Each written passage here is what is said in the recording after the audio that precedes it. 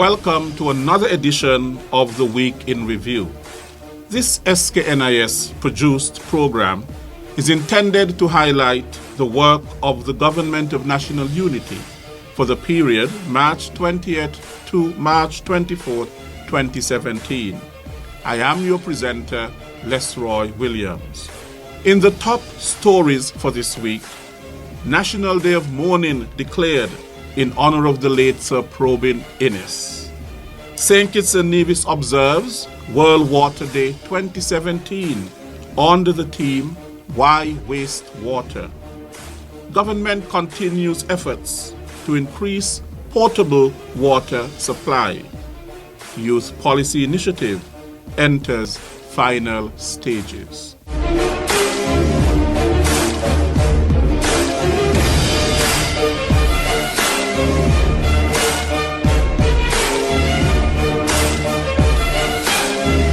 A National Day of Mourning was declared by the government and a national half-holiday proclaimed by the Governor-General, His Excellency Sir Tapley Seaton, to honor the life and contribution of the late Sir Probin Innes, MBE, former Governor of the Associated State of St. Christopher, Nevis, and Anguilla, who was accorded a state funeral on March 23rd.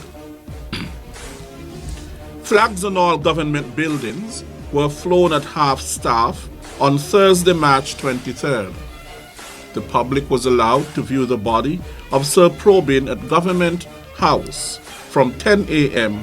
to 2 p.m. on March 23rd.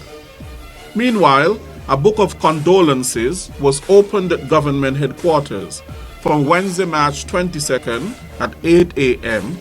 to Thursday, March 23rd at 12 p.m. for public signing. Sir Probin's state funeral took place at the Wesley Methodist Church, Seaton Street, Basseterre at 2:30 p.m. Interment was at the Springfield Cemetery. Sir Probin died on March 12, 2017. He was 80. He was married to Lady Rosamond Innes, and they had 3 children, Mrs. Angela Innes Hodge, Miss Marcia Innes, and Probin E. Innes Jr.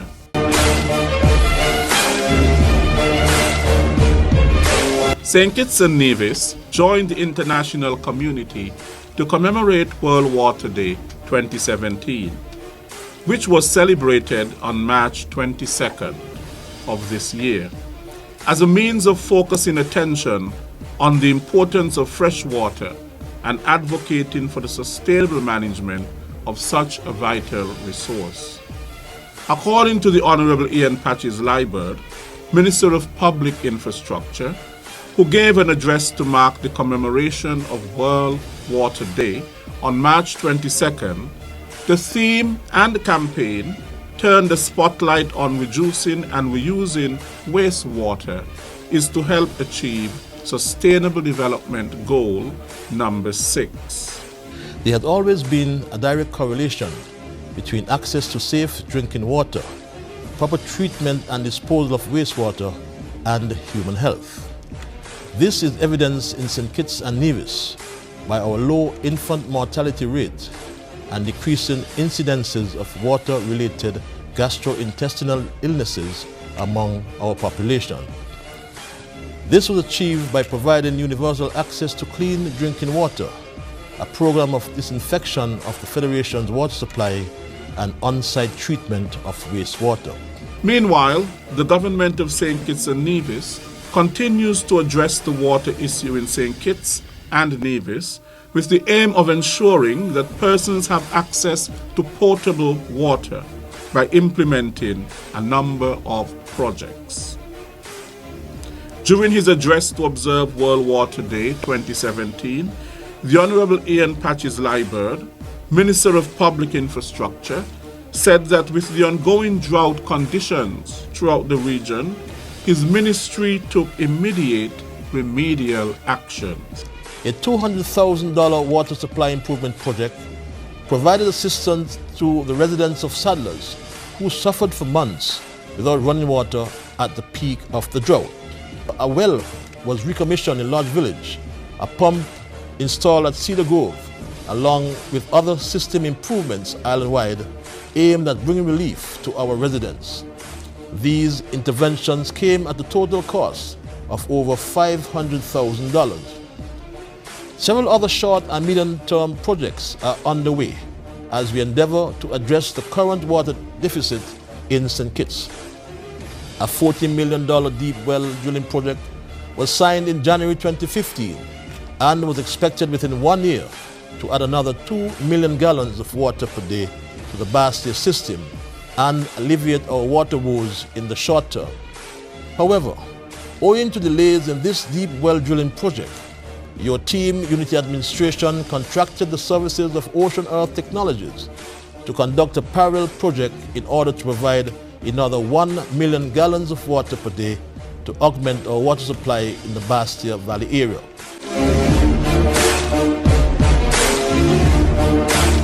The draft federal youth policy is going through a thorough review for members of the steering committee to ensure that it is in keeping with the goal of being a modern developmental tool that establishes priorities for the youth population of St. Kitts and Nevis.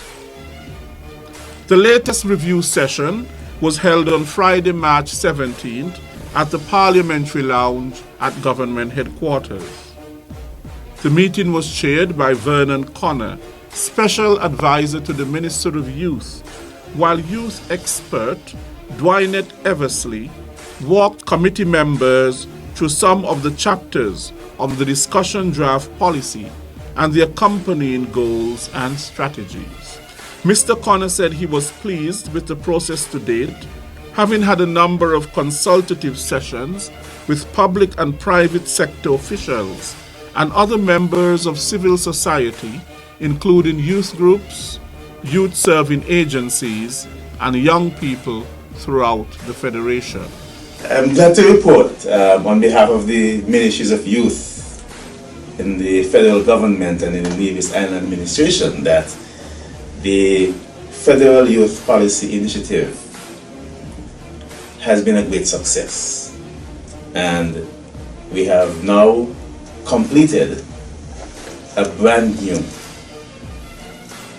federal youth policy which serves as the guiding framework for youth work in St. Kitts and Nevis.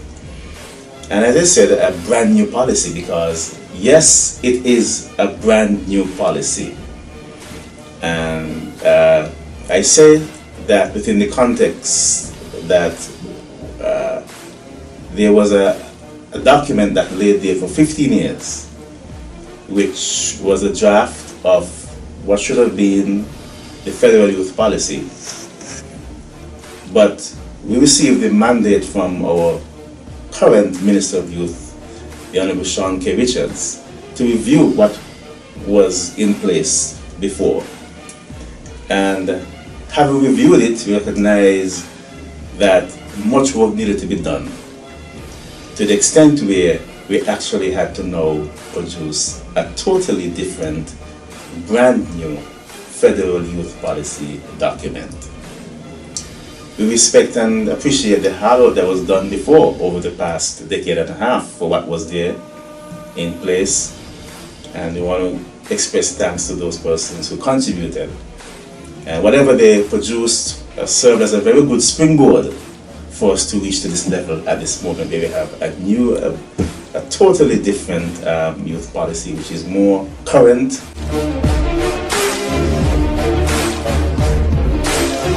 Improving productivity for small and micro enterprises, SMEs, was the focus of a national workshop being held at the Royal St. Kitts Hotel on Thursday, March 22nd. The event was organized by the Chamber of Industry and Commerce in collaboration with the International Labour Organization and the Caribbean Employers Confederation.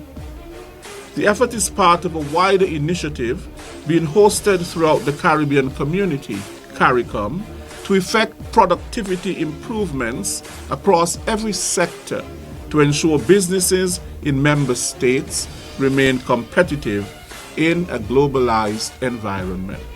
During an opening ceremony, President of the St. Kitts and Nevis Chamber of Industry and Commerce, Jose Rosa, addressed participants drawn from private and public sector agencies. He said that small and micro enterprises represent about 60% of the total economy and need the appropriate tools to be competitive. For me, productivity is an attitude.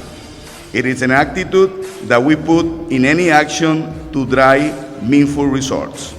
These positive attitudes allow us to perform any task at the higher levels. At the highest level. It is to look at the areas in which we create waste and approach such with the intention to minimize and eliminate the possibility of creating such waste. Management is responsible to promote this attitude in the whole organization.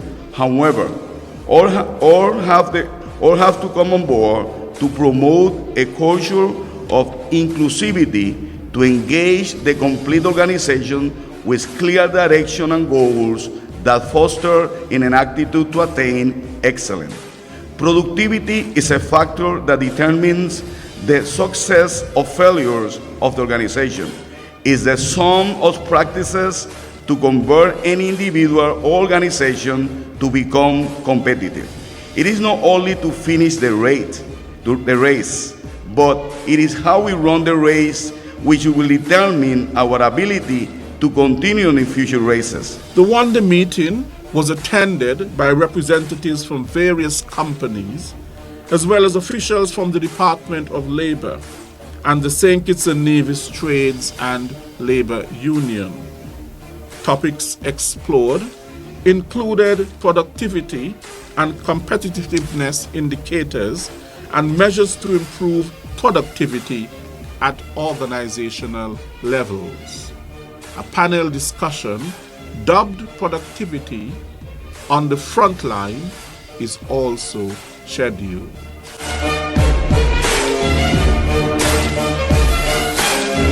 This has been another edition of SKNIS Week in Review for the period March 20th to March 24th.